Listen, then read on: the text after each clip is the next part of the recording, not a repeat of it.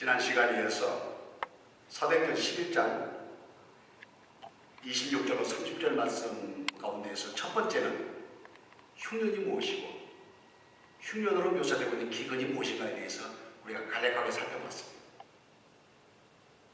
이 시간에는 그러면 부조, 지금 사도행전 11장 30절 하반절에서 안디옥에 있는 교회가 부조를 모아서 사람들을 통해서 예루살렘으로 보낸다고 했는데, 그럼 부조가 무엇인가?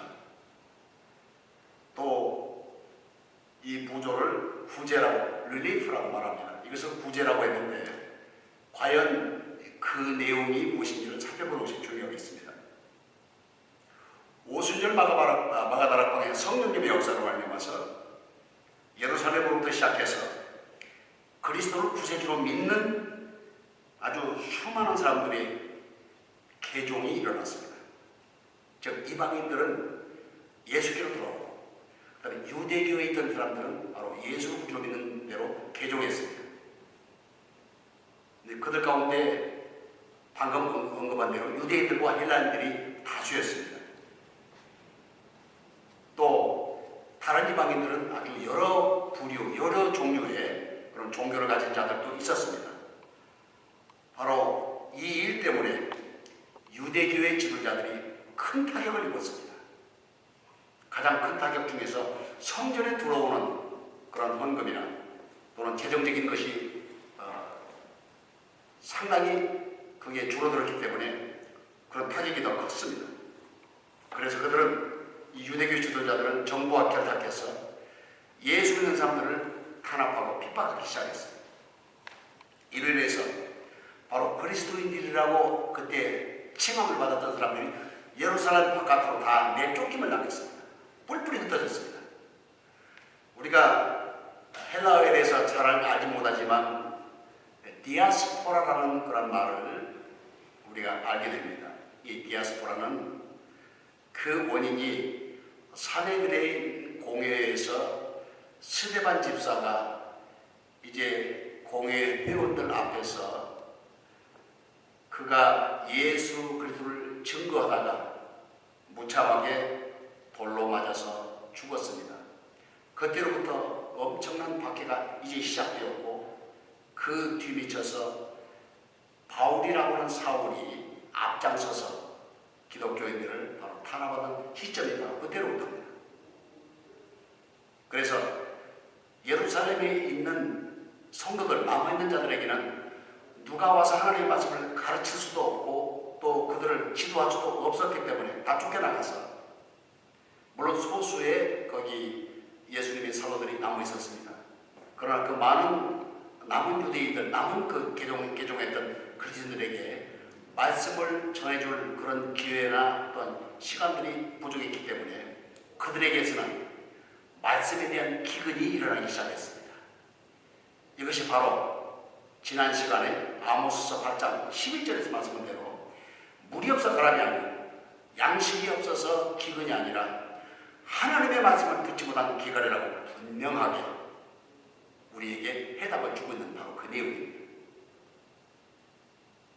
그래서 이 유대 땅에, 즉 오이쿠메나라고 말하는 이 천하, 이 땅에 흉년이 들었을 때에 안디옥에 있는 교회 사람들이 그들이 돈을 모아서, 즉 보조금을 만들어서 사람들을 통해서 보냈다고 말하고 있습니다. 우리가 아는 대로 이 부조라고 하는 것은 물건이나 돈으로 어려운 형편에 있는 사람들을 도와주는 것을 말합니다. 이를 교회에서는 바로 구제헌금이라는 그런 명목으로 거두기도 하고 또 나눠주기도 합니다. 그런데 원래 이 부조라고 하는 단어, 물건이나 돈을 모아서 보낸 것이 아니라 바로 사람들을 보내는 것으로 우리는 알아야 합니다. 여기 부조라고 하는 원래의 이 단어는 바로 디아코니아라는 단어입니다. 이 디아코니아라고 기록된 단어는 시중, 봉사, 섬김, 또 구제의 의미를 가지고 있는 단어입니다. 그리고 이 말이 디아코노스라는 말로 됐을 때에 바로 하인이나 고용인이나 또는 집사 이런 의미를 가지고 있습니다. 그래서 우리가 교회에서 집사를 영어로 디컨이라고 말하지 않습니까? 바로 그 말은 디아코노스에서 유래되었습니다. 뿐만 아니라 이 디아코노스는 목사에게도 해당되는 말입니다. 즉, 이 디아코니아가 섬긴다, 시중된다, 봉사한다는 그런 의미를 가지고 있는 단어에서 이것이 이제 사람에게로 명칭이 바꿔졌을 때에 디아코노스라는 말로 바꿔졌을 때에 그때는 하나님의 말씀을 가지고 섬기는 자로서 바로 그 존재를 가리키고 있습니다. 하나님 말씀 가지고 교회에서 섬긴다고 한다면 그것은 목회자들입니다. 전문적으로 하나님 말씀을 배웠고 훈련받았기 때문에 그 말씀 가지고 하나님의 백성들을 섬기는 것입니다. 이것을 우리가 그 명칭을 목회자 또는 교역자 또는 목사, 하나님의 말씀을 가르치는 바로 성경 지도자, 이렇게 우리가 말할 수가 있습니다. 그래서 사도행전 11장 30절에서 이를 실행하여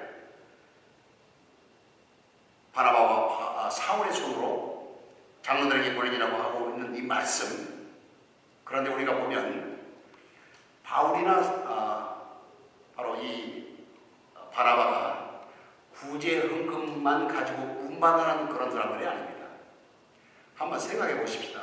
만약 어떤 큰 교회에서 목사님들이 자기들이 자기 교회에서 돕고 있는 그런 그 선교지에 목사가 직접 돈을 들고 와서 갖다 전해주니까 아마 그런 경우도 있을 것입니다.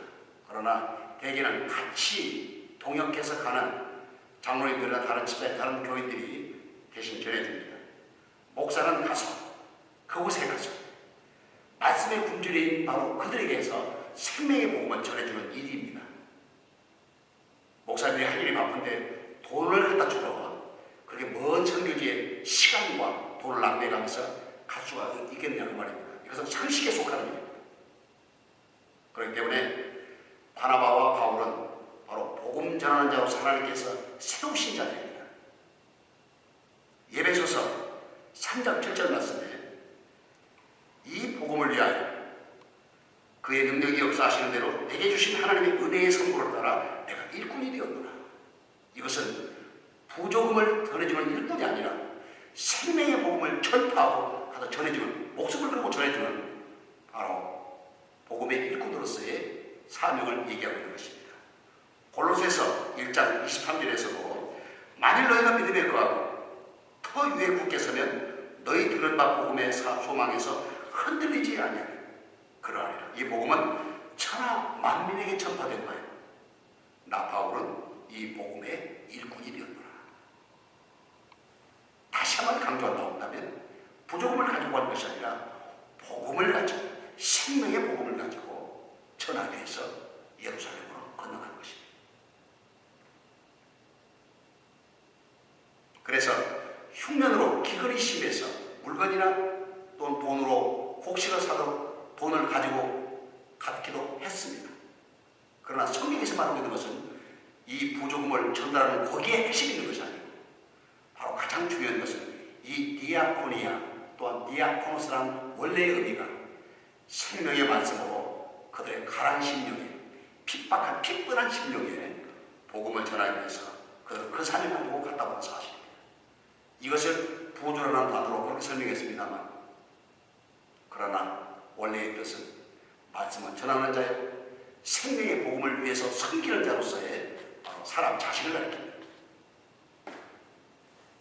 그래서 이제 사도행전 11장이 아니라 사도행전 12장 24절 25절 말씀에서 이 말씀에 대한 결론을 지금 사도행전 기자인 누가가 이렇게 기록하고 있습니다.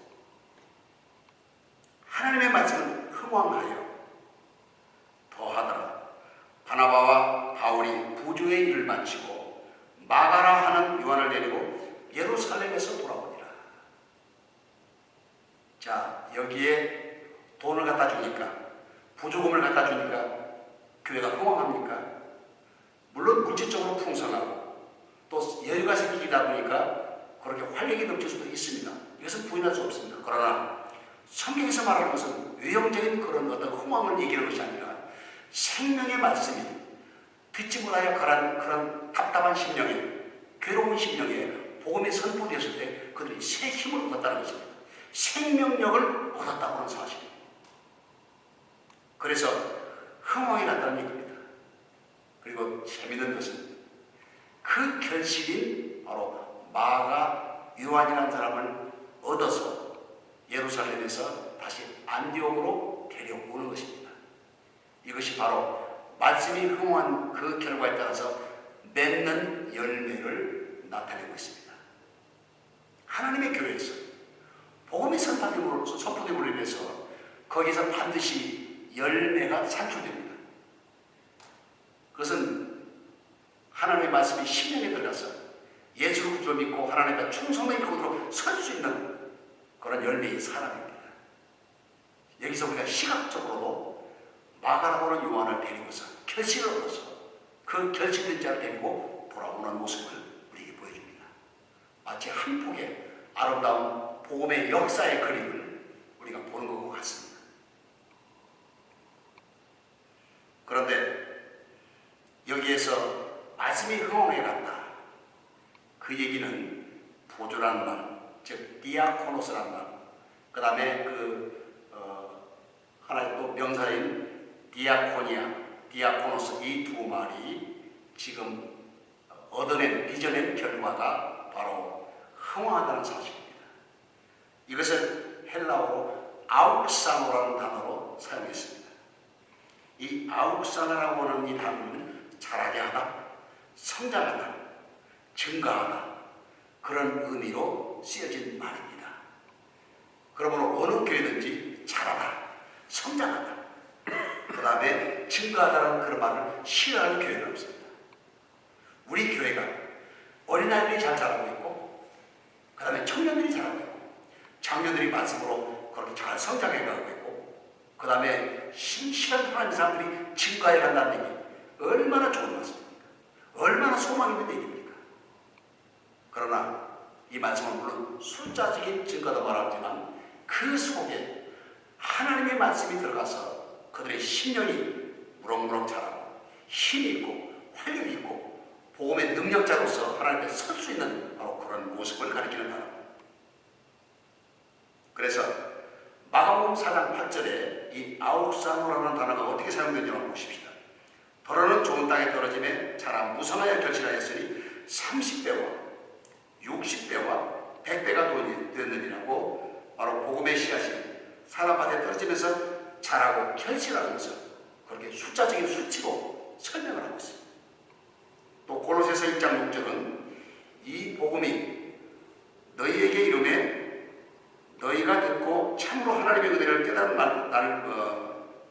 때부터 너희 중에서와 같이 또한 온 천하에서도 열매를 맺어 자라는도다.